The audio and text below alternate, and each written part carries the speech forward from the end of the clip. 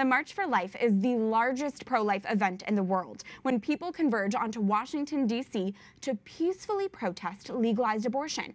But the march's work goes beyond this massive January event. That's clear, as we got a glimpse of what a day in the life is like for the March for Life president. Here's this week's Pro-Life Focus.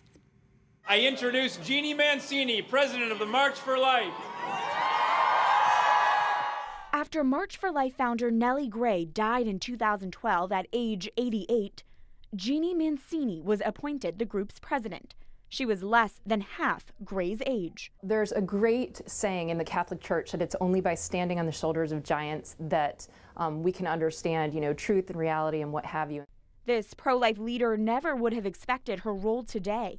After studying psychology in college, Mancini then worked with abused children with the Jesuit Volunteer Corps.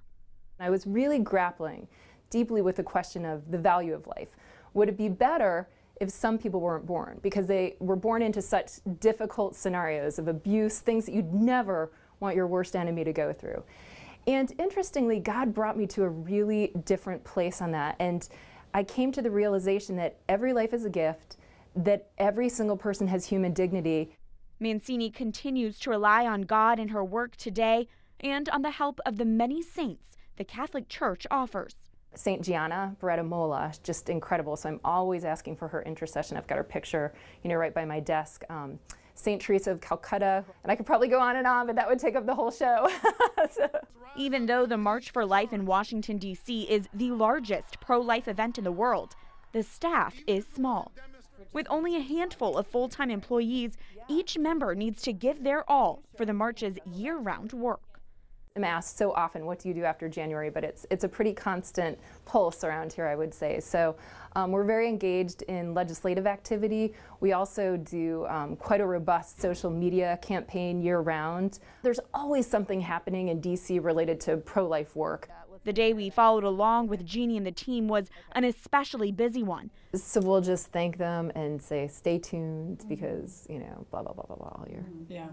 The pro-life group was prepping to announce the march's 2018 theme in a Capitol Hill press conference.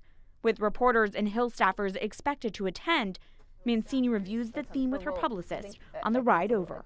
We tried to choose a theme that we think is the most cutting edge in terms of what the movement needs and what people need to hear to be inspired to go home and make a difference, to build a culture of life. And after some final preparation and much anticipation. So, drum roll. This year, I'm excited to announce that the 2018 March for Life theme is Love Saves Lives. The theme matches Jeanne's noteworthy passion and optimism. Love it's basically the DNA of the pro-life movement. And her high hopes for the future. If every marcher responded to God's call to them, responded to their potential, abortion would be ended that year. I'm convinced of it.